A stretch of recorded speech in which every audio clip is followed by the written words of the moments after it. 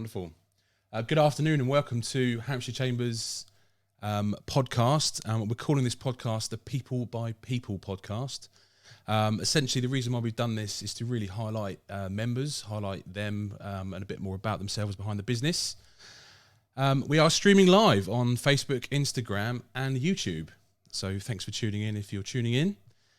Let me introduce myself. So I'm David Kemshall from Hampshire Chamber of Commerce. And shortly I'll be asking some questions on one of our members to divulge a bit further. So, who are you, sir? Hello, my name is Pete Matheson, and I run Tekkers IT Solutions based in Fareham. Wonderful. That was my next question. My next question was Sorry, where are you? Past it. No, that's absolutely fine. So, Pete, why did you start Tekkers IT? So I worked for another local IT company who were literally over the road. They've moved out since. Worked for TaylorMade Computer Solutions. Worked there for many, many years as a senior engineer. And it's the probably age-old story of worked hard, didn't get much thanks or pay and those kind of things. And I remember I always joined TaylorMade thinking, I don't need to start. My end goal was to always start a company. I remember when I started at TaylorMade, I was always thinking I was going to go start a company. And then I joined TaylorMade, and then I realised I didn't need to because kind of these guys had figured it out. They figured out, the best way of doing it. They had happy customers, happy staff, which was fantastic. And then just as the years go on, they obviously grew, and it became, which is no kind of disservice to them. They were a fantastic company, but they just grew and became more corporate, and they were kind of growing into more enterprise space. And I was very much kind of local SMEs, kind of looking after local businesses. And so I thought that there was a bit of a gap, as most people do when they start a business, gap in the market, and then did that really. So thought we could start off our own business. I left, set up by myself. We're now 9 years in. So across those 9 years, literally started by myself. A year later, got member of staff, generally kind of rolled like that, take on a few customers, member of staff, and just grew organically really. Okay. So over those 9 years, what important lessons would you say that you've learned along the way? I'm sure there are many. Absolutely everything. Important lessons. Maybe pick a couple. Loads of things. We do a weekly video on YouTube. If you're watching on YouTube, then subscribe. But on the video I put out last week, we moved into an office, our first kind of proper office, I'd say, an office in Fareham, and we signed a 10-year lease on moving in, not knowing that was completely not standard. And then it was actually a Hampshire Chamber event I went to, one of your training courses with a estate agent or something on those lines, and they're like, yeah, it's normal's about 3 years. Your normal length for a lease is 3 years. And I was sat there going, signed a 10-year lease. So that's definitely a lesson learned. And I don't know if it's a lesson learned, but we've always tried to do things properly. So from the day we started, the systems we've invested in have always been built to grow. They can scale up. I don't want to think that if I'm going to reach a certain number of staff, then I need to have a whole different system, because it's not going to work that way. So from ticketing systems, password management, everything we do is built so that we can just add an extra member of staff if we need to grow. It makes it easier for the customers because it's all in one system. It can all be accessible by everybody. And there's probably a whole long list of lessons learned from every aspect of it really. Marketing is just a consistent lesson learned every single day. As with the videos, video is very new to us. That's actually working quite well to us. But it's one of those things. You ask a question, now I can't think of any. But there's been millions over the year, I'm sure. But yeah, we do everything properly is our thing. Don't cut corners. Sure. Don't try and. I guess there's a bit of a lesson learned. Not that we ripped off customers. There's always been in our very early days. We had customers approach us. They'd show us. I think that was a particular example. They'd show us the quote that they had. And they say, we're happy with everything, but we just want a better service. And so I've kind of taken the prices they've given us, gone, well, we can match all those prices, that's fine. And now let's do the service, knowing that we made a bit of extra profit in the products. And because we did that, we were too greedy and we lost it. Lost the deal, lost the customer. And that's, the customer now thinks we're mega expensive, which that was, I guess, in the quotation of things. Mm-hmm. And they're very much lesson learned from very early days. So we're always about doing the right thing. We don't go out and pick the products that are the most profitable. We go out and pick the best products, and we pretty much just charge the same markup across the board, whatever we're working with. So a little bit of money, but we want to make happy customers, happy staff, and that's the focus is everyone happy old family, where possible. Absolutely.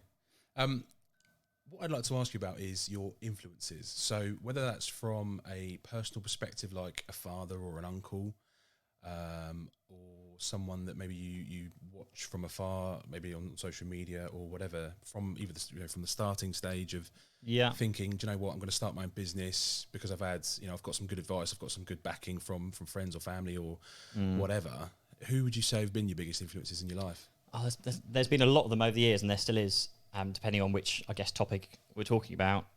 From the startup phase, I guess, TaylorMade Computer Solutions and the way Nigel's run the company, because that's kind of what we wanted to start here effectively was the TaylorMade, but back again focusing on local SMEs. So that's been a fantastic influence, a good way to kind of model the business and then kind of bring it forward, certainly from that side of things.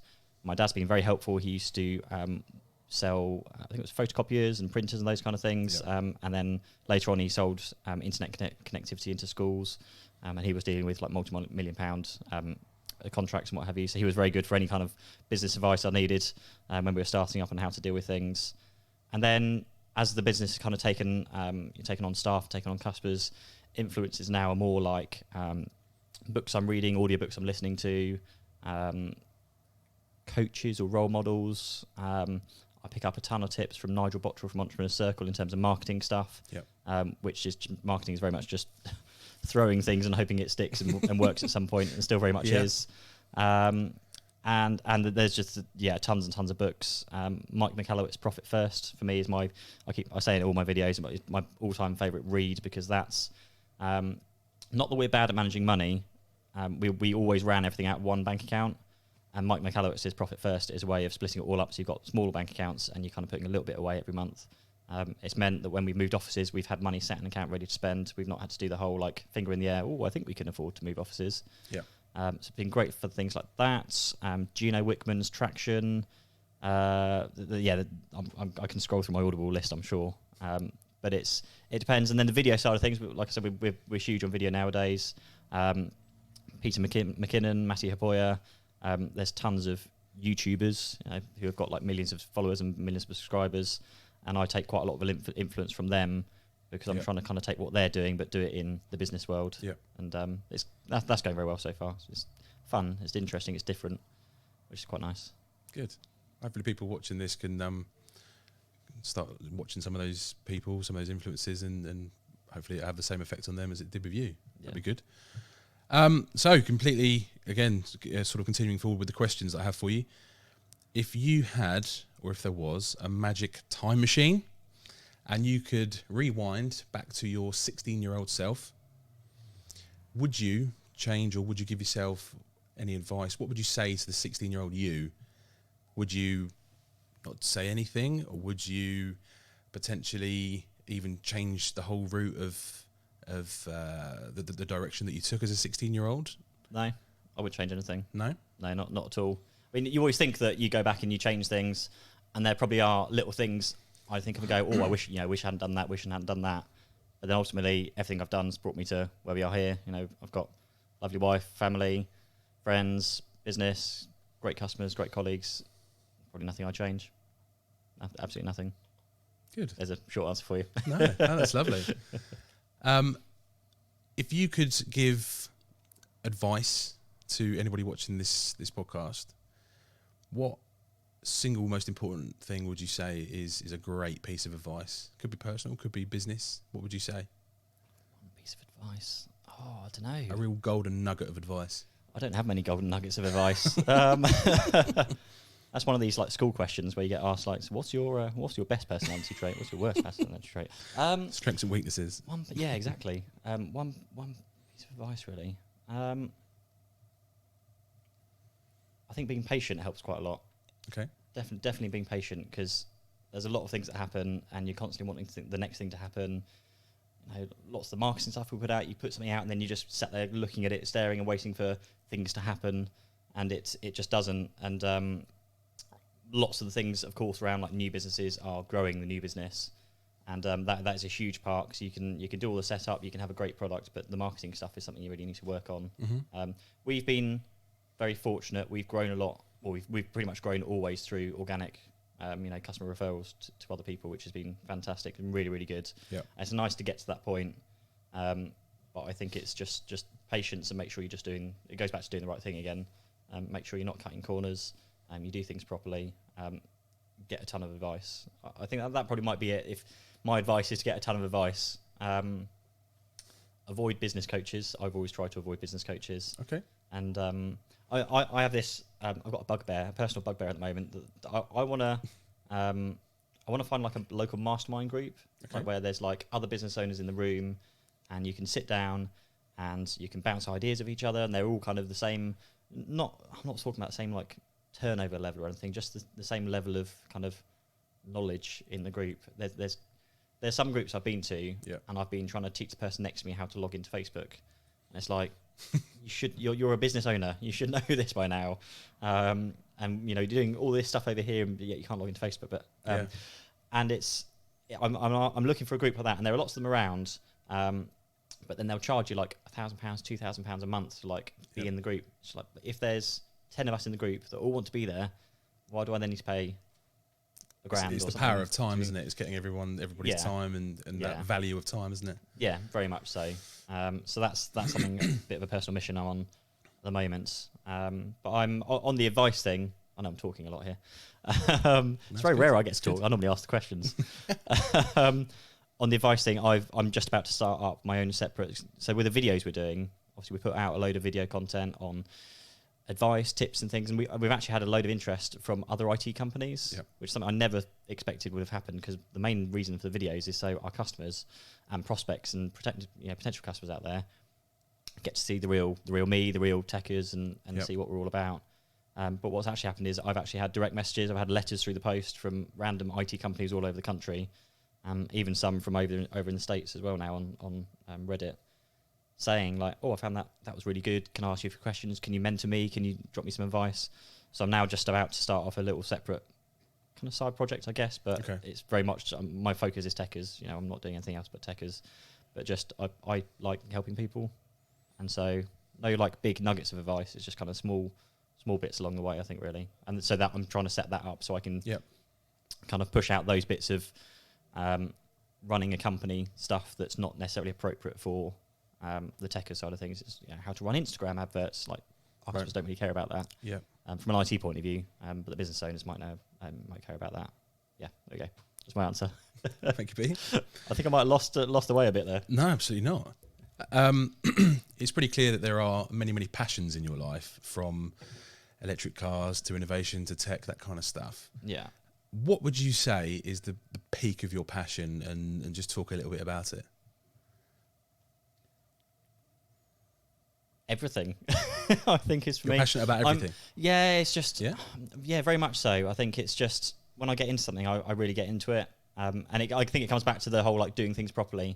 Like running a business, I'll try and run a business properly. Do the best thing we can. Sure. The video stuff, trying to make sure we're doing that the best we can. Yeah. Family life, I want to make sure that's the best we can. Make sure everyone's happy, the kids can live well, keep the wife happy constantly, keeping the staff happy. Electric cars, I get well into the electric cars. Just bought an electric skateboard and now well into electric skateboarding. Play ice hockey. I was well into ice hockey, but now we've got 2 kids and one that doesn't sleep. I've been doing less of that. It's just anything I do. I'm the person that everyone tells me, oh, you're the one that's good at everything, and I'm sure I'm not, but people keep saying that to me, and it's very much not big-headedness, and I'm not like that at all. But if I like something, I'll just set my mind to it. And I think when we when we first started Tekkers, actually, I remember one of the first things it sounds a weird way of doing it. I'm going to buy a Mac. Okay. I was like, I'm going to buy a Mac because I really want a Mac. And I was like, but I'm going to do something with that. I'm going to actually like turn it into something and pay for it and do something else. We're like, okay, well, I'm going to design websites. So I started designing a few websites, then pay for the Mac. And then it just kind of grew from there. So if I want to do something, I'll go full on into it and do as best as we can. And that flows through to all the Tekkers stuff we do. If we're going to sell a backup and disaster recovery system, it's going to be the best that we can do. We're going to give the best support we can give, and it just naturally flows through to everything. So your answer is probably no, but lots of other Passionate things. about everything. Very passionate about a lot of things. Yeah, and music. Very passionate about music, but I haven't had much of a chance to do that lately. Play the drums, play the piano, play the big guitar. when I get a chance. What genre of music are you playing or listening to even? It's massively varied. Everything? Kind of indie, electro, rocky, poppy stuff. We've got some weird. We get like Disney music on it here at this sometimes in the office. Just with a massive mix. The link to piano, some even a little bit of classical to kind of. A fair bit of classical from just being. I enjoy playing it. Yeah. I think I haven't played it for so long now that I would have forgotten how to do it. But again, when I was very good on the piano, I had a piano at home. I'd sit there, I'd get all the sheet music, and I'd sit there and I'd just learn things through and learn to play them by heart and things. So it's it goes back to passion of just. I think you can learn to play any instrument on via YouTube nowadays, can't you? Pretty much nowadays. Well, it's funny actually because was it Rock Band? Yeah. And those whole all those games that came along. Everyone playing the game, if you were playing the drums, that was like you were actually learning how to play the drums because it was actual coordination. Yeah. Whereas the guitars and things were useless because you were just like twiddling little kind of buttons at things at the same time. It didn't really work. But I taught a few friends to play drums through Rock Band because it was just it actually works weirdly.